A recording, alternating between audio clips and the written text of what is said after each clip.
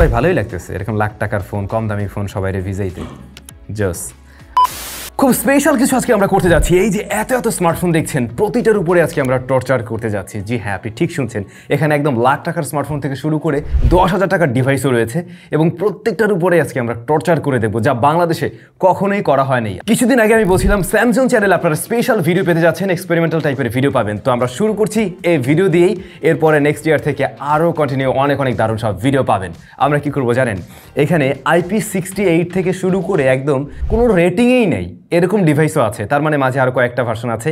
IP54, 53 রয়েছে, 67 রয়েছে, 64 রয়েছে।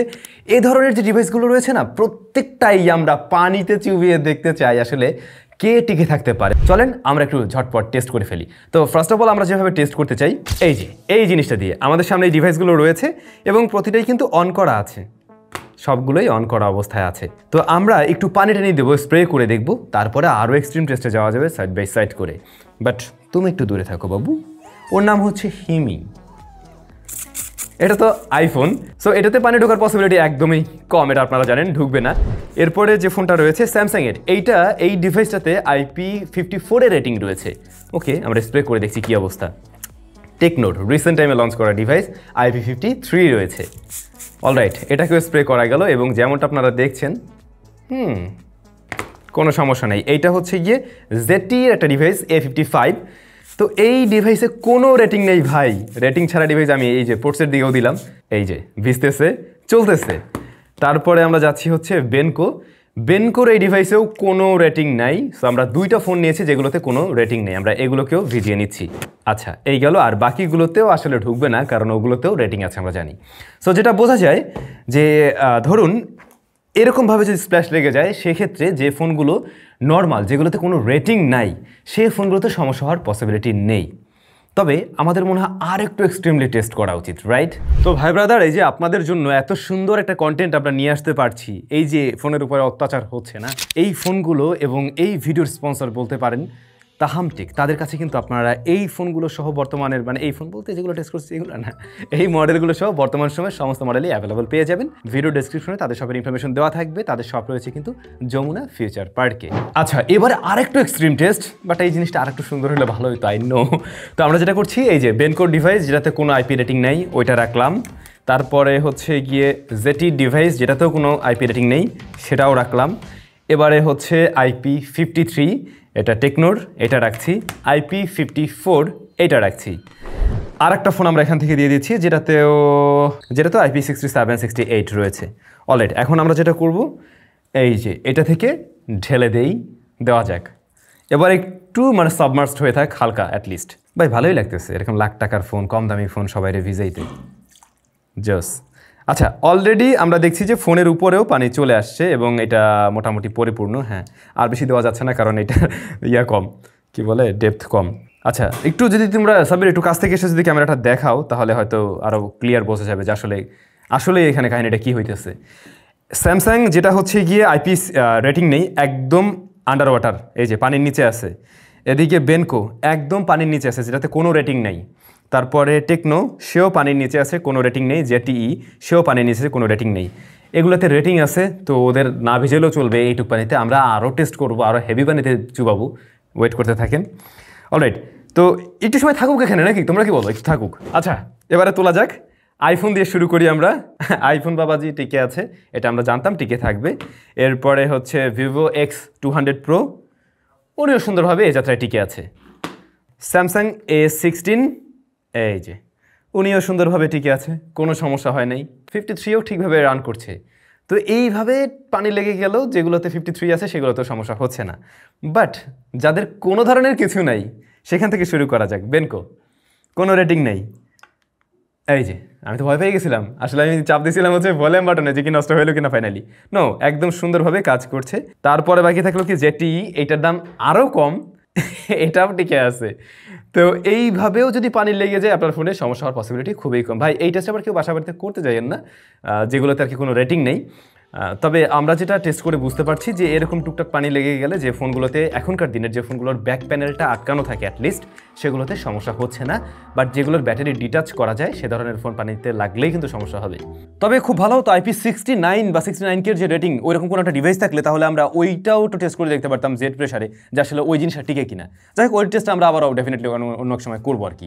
আমি বলছিলাম আরও এক্সট্রিম আমরা টেস্ট করবো, তো টেস্ট করার জন্য এই যে অ্যাকোরিয়াম হাজির আছে আর ফোনগুলো এখানে রেডি আছে।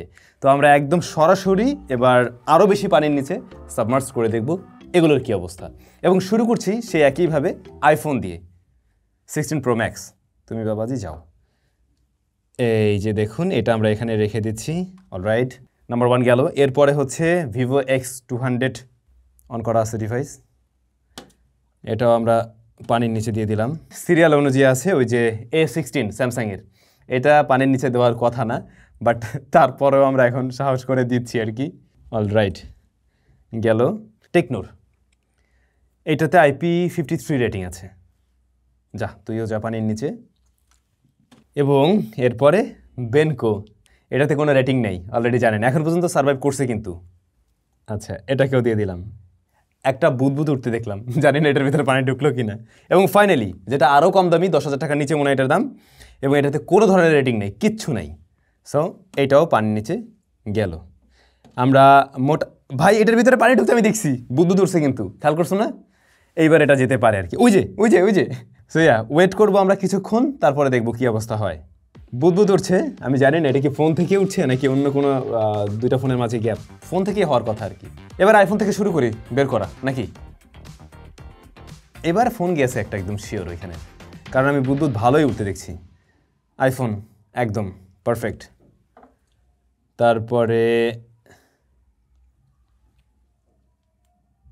Vivo, okay.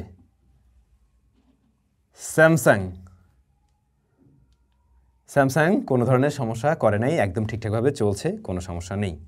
অ্যান্ড ফাইনালি এটা কি ছিল? বেনকো ওয়ার্কিং, কোনো ধরনের সমস্যা করে নাই। এবং বেনকোর আগে তো এইটা উঠানোর কথা ছিল। টেকনো, হ্যাঁ টেকনো ওকে আছে। আমার জায়গাটা ভিজে যাচ্ছে রে।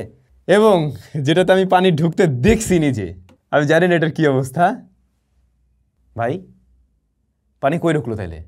এটাও ঠিকই আছে। তো আমরা যে কাজটা করব, এই ফোনগুলো এইভাবেই জাস্ট রেখে দেব এবং আমরা ওয়েট করব। আমরা 1 ঘন্টা পরে আবার ফিরে আসছি, তখন দেখবো এগুলোর অবস্থায় কি হয়। তোরা ভাই এইখানেই থাক, সব সিরিয়াল ওয়াইজ এইভাবে থাকলো। আমরা এই অবস্থায় 1 ঘন্টা পরে দেখবো এগুলোর কি অবস্থা হয় মোটামুটি। 2 hours later। তো ওস্তাদ 1 ঘন্টা না, আসলে আমরা প্রায় 1.5 থেকে 2 ঘন্টার মতো ওয়েট করে ফেলছি। এবং আমরা যেটা দেখতে পাচ্ছি আর কি, প্রত্যেকটা স্মার্টফোনের উপরে পানি শুকিয়ে গেছে, লিটারালি একদম শুকিয়ে দেখা যাচ্ছে আর কি স্পটগুলো। তো আইফোন দিয়ে শুরু করা যাক। ও ব্যাক সাইডে হালকা পানি আছে এখনও। আচ্ছা, ব্যাক সাইডে পানি আছে, বাট আইফোন অটোমেটিক অন হয়ে গেছে। এই যে এটাতে যেটা হওয়ার কথা তাই। আচ্ছা, এরপরে যদি যাই এই যে ইয়াতে 200 Pro, ঠিক আছে, খুব স্বাভাবিকভাবে স্যামসাং। এখন নর্মালগুলো শুরু হবে সব। পারফেক্ট, কোনো সমস্যা নাই, একদম ঠিকঠাক আছে।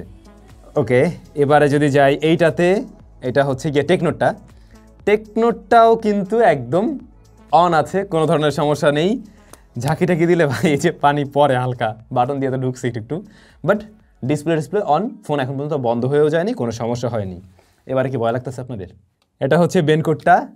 ফোনটা হালকা আমি একটু গরম ফিল পাচ্ছি, হইতে পারে যেটা ওর বোর্ডে পানি গেলেও যেতে পারে, নাকি এমনি গরম, হালকা একটু মনে হচ্ছে আর কি।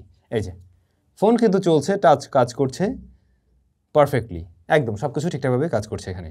সো এইটাও জীবিত আছে।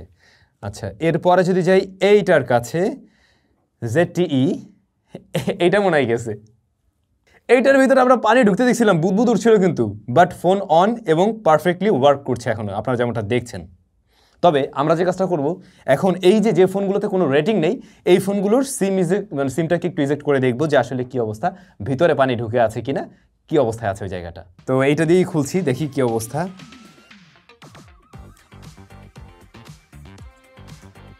ইয়াপ, এই যে সিম ইজেক্টর টুলে আমরা হালকা পানি দেখছি এবং বলছিলাম যে পানি ঢুকছে মূলত এই জায়গায় দিয়ে ঢুকছে। তবে ভিতরে না, মানে এই সমস্ত কম দামি ফোনেও যেগুলোতে IP রেটিং নেই, ওগুলোরও দেখবেন কি প্রতিটা পোর্টস বা সব কিছুর জায়গায় ছোট্ট একটা গ্যাসকেট দেওয়া থাকে, যে কারণে এখন পর্যন্ত মাদারবোর্ডে পানিটা যায় নাই। এটাই হচ্ছে গিয়ে মেইন বিষয়। বাট এই যে পানি, তোমার ক্যামেরা আসছে, এই হচ্ছে গিয়ে পানি, একদম এই পানি বের হয়েছে, কিন্তু ফোন একদম সচল আছে।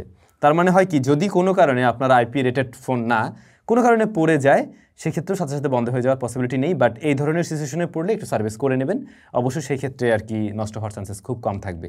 বাট আশা করছি এটা সার্ভিসও করা লাগবে না, যতটুকু পানি ঢুকছে এটা এমনিতেই বেরিয়ে যাবে, বোর্ড পর্যন্ত আর যাবে না। আচ্ছা, এটা গেল একটা। আর এদিকে ওনার কি অবস্থা, ওনারও মনে হয় সেম কেসেই হবে আর কি। না রে ভাই, এইটার ইয়েতেও তো পানি নেই, হালকা 1-2 ফোঁটা, ইভেন না এটা থেকেও বের হচ্ছে, কিন্তু আগেরটার মতো অতটা না, এবং অনও আছে। এখন ঘটনা যেটা আমি বুঝতে পারলাম, এই যে অনেকেই আছেন না যারা ফোনের এই যে রেটিং দেখে ফোন কেনার চিন্তা ভাবনা করেন, আমারটা IP68 রয়েছে, এখনকার দিনে তো ফোনগুলো মানে এমন কিছু কয়েকদিন আগে দেখা হচ্ছিল কি যে ফোন অনেক শক্ত, ওইটা দেখি অনেকে কেনার চিন্তা ভাবনা করতেন।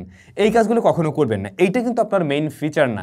এইটা যদি আপনার ফোনে থাকে অবশ্যই একটা ভালো বিষয় যে আপনার ফোনটা ডিউরেবল হচ্ছে, আপনার ফোনটা খুব সহজে পানি ঢুকছে না। বাট একটা ফোন আমরা পানির নিচেও ব্যবহার করি না মোস্টলি, বা একটা ফোন পানিতে না ঢুকুক এমনটাই আমরা এমনভাবেই আমরা ব্যবহার করতে চাই। তো আগে দেখবেন যে ফোনের অন্য জায়গাগুলো ঠিকঠাক আছে কিনা, দাম অনুযায়ী তার পারফরমেন্স ঠিক হচ্ছে কিনা, ক্যামেরা ঠিক আছে কিনা, তারপরে ওইটার পারফরমেন্স কেমন হচ্ছে, যে পারপাস নিচ্ছেন সেই জায়গাগুলো সার্ভ করছে কিনা, সেইটা দেখে যদি সাথে এই ধরনের ফিচারগুলো থাকে ডেফিনেটলি খারাপ না। তো আমাদের আজকের টেস্টিংয়ে আশা করছি ব্যাপারগুলো আপনারা মোটামুটি ক্লিয়ার, যে কোনটা কোন পর্যন্ত লেভেল দিতে পারে, কেমন কি রেজাল্ট দেয়। একটাও নষ্ট হয়নি আমাদের টেস্টিংয়ে এখন পর্যন্ত। এই আর কি, আপনাদের সাথে আবারও দেখা হবে নতুন ভিডিওতে। কেমন লাগলো ভিডিওটি, ডিফারেন্ট ভিডিও, অবশ্যই কমেন্ট করে জানাবেন। ভালো থাকবেন, অনেক বেশি ভালো।